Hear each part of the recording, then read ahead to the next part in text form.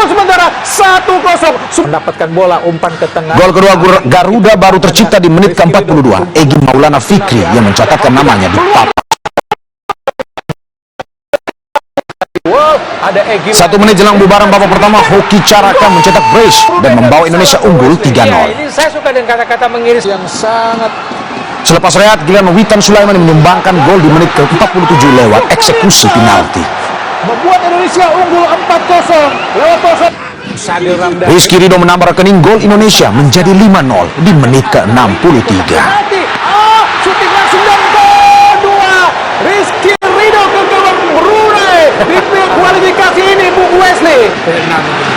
Ramadan Sananta mengubah papan skor menjadi 6-0 di menit ke-82. Kemenangan ini membawa Indonesia menang agregat 12-0 dan berhak melangkah ke putaran kedua kualifikasi Piala Dunia 2026 zona Asia. Betul. Kita lihat saja, kita lihat Bung Wesley dengan hanya bermain